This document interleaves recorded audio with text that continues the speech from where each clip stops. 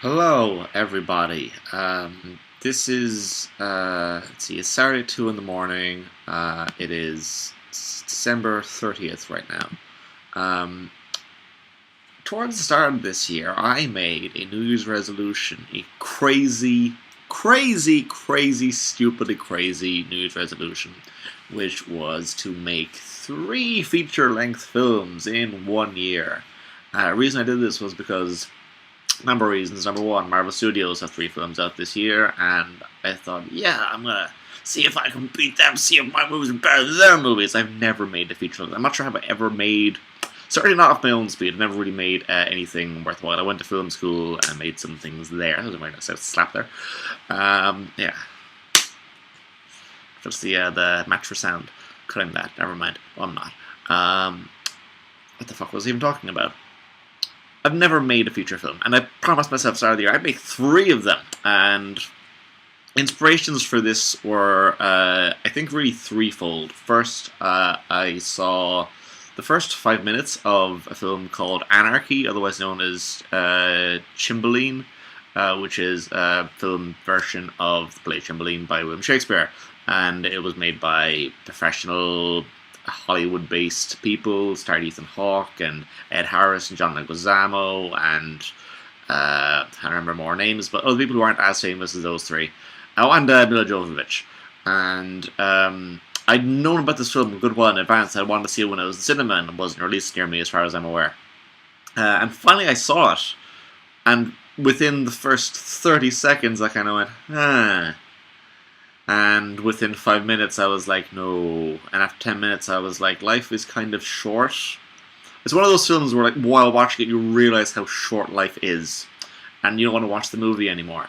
That's how boring and poorly produced it was. Even though it was produced, with Hollywood money. Like, independent Hollywood money, but still Hollywood money. And I just was just so pissed off at it. And I really just thought, really, I'm pretty sure I could do a better job than this with a fucking fiver. And that was inspiration number 1. Inspiration number 2, I saw the film Aladdin, not the Disney version, I've seen that when I was a kid, but I saw Adam Green's version of it. Is that his name? I think Adam Green's version of Aladdin, which he made with his Hollywood hipster friends, such as Alia Shawkat and Natasha Lyonne and Macaulay Culkin and some other people. And he released it for free online, and it is aggressively hipstery. Some people would say disgustingly hipstery. And nevertheless, I really like it. It's a film I watched once and thought, well, I'm probably never going to watch that again. Then I watched the making of about how he was inspired to make this entire film by a single prop, and how the crazy cartoony soundstage designs are based on like a very thought-through aesthetic, where he had taken familiar artwork of pop culture, such as Garfield and Donald Duck and whatnot, and brought them down to a digital concept where they were like made just squares, and then brought the squares back into lo-fi cartoon hand-drawn aesthetics. And the way he did post-production that as well, where occasionally things would move in and out of digital effects, pixelation, and so on and whatnot. Very interesting, I thought. I thought, wow, this is a film that doesn't really care if nobody likes it, and that's fantastic to me. A film that is so what it sets out to be, and it is deliberately politically provocative an awful lot, regards to how we talk about media culture and the nature of sexuality and things of that nature. But also just the fact that it's so deliberately, I'm going to make as bold an artistic statement, and people will reject it, and that's fine. That was inspiration number 2. Inspiration number 3 was Jonathan Mann and his years-long project called Song a Day, where he released a song every single. He continues to do this. He continues to release a song every single day, and he has other jobs now. He started when he didn't have a job. So he could put as much time as he wanted into making songs complicated and talking about things that were topical, or making interesting videos as well sometimes. And in the last few years, he does this less. He still like has one that goes a bit viral occasionally. He had a few about Donald Trump and Hillary Clinton during the 2016 election, and but since then he'll average like maybe 100, 200 views in the first month that each video is up. That's like if every single video in a month. That's 32 videos. If every single one of them got over 200 views, that would be probably like a good month by his standards. In terms of his song a day videos, he does other stuff as well. He works as a songwriter on commission, but still he produces some piece of art and puts it forward every single day. And it might be something he'd written in 30 seconds. And sometimes they are just things that he's just like, hey, I'm running for the airport and I don't have my song to do today, and that's the end of my song. Just something like that. That could be a Jonathan Mann song right there. Just that. If he does it every single day. And he does. And some of them I really like, some of his songs. It's one of these artists that I will listen to tons of their bad stuff. Because when they are good, I like them a lot.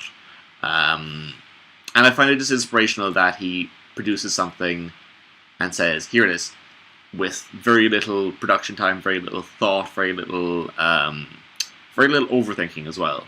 And once again, complete disregard for whether or not anyone will like it.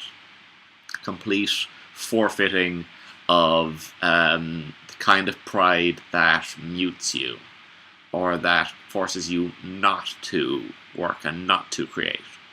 And I had these three inspirations in my head going, yeah, I'm sure I could do better than that, and even if I can't, at least I can be as interesting as Adam Green, and even if I can't, at least I'll be as brave in his prolificness as Jonathan Mann is.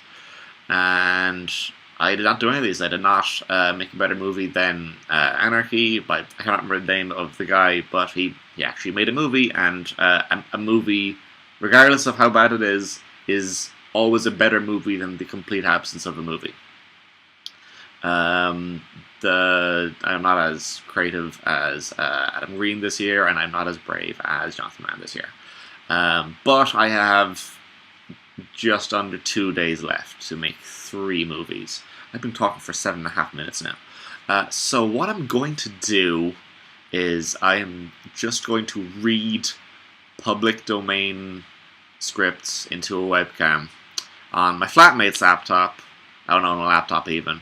And I'm going to just make 3 hours worth of that material. And that's my forfeit. And I said at the start of the year, like, even if it's just people reading a script with one camera on them, that still counts as a movie. That's the forfeit. And I've pushed myself so far to the edge of this challenge. I had such massive dreams at the start of the year for how this was going to go, or what I was going to create. I had like really ambitious projects, and I was like, yeah, maybe they won't be perfect, but they'll still exist. And no, they don't exist. I didn't make them. They don't exist. They're not real. They're still only up here, and that doesn't count. When I die, you can't scoop them out of it. It may as well not be there in that case. It's not embedded in the jelly. So yeah, 3 public domain scripts. What I thought towards the start of the year was I was going to do.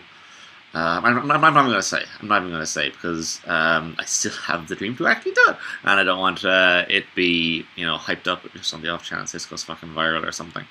Because it happens occasionally that someone goes viral for no reason. Maybe it's me. Yeah, and I do have an actual camera. My dad loaned me a camera, or like months ago at this stage, and a tripod, and an extra lens, and I didn't use them. And I tried practicing with it the other day, like 2 days ago, and the plan then was, I'm going to make one short video just to practice myself using the camera, and then I'm going to make my 3 hours of me talking into a camera like a madman. Maybe I'll buy props and stuff and have them be actual characters or toys or something. And yeah, I filmed some of myself just cooking my dinner, and then the camera was full, and I tried taking the card from the camera and plugging the laptop. I know Mike's laptop, reliable as it is in terms of just tapping away and using the internet and stuff, and using webcams. Yeah, it's got parts of it that don't work so well anymore. The CD reader doesn't work, and apparently the card reader doesn't work either. On this, I'm just assuming it's a card reader at this stage. I'll be honest with you, it might not even be a card reader. So I'll have to go and buy a card reader if I want to use my fairly fancy camera that my dad owned me. It's a fancy sealed camera, but it shows videos as well. So yeah, I'm at 10 minutes now. And this is the first video. Anyway, that's it. That's my preamble. I guess this counts as part of the 3 hours. Let's say it does. It's still me on camera. It can be a documentary. It still counts as a feature film. 3 hours, hour 1, 10-minute segment 1 finished.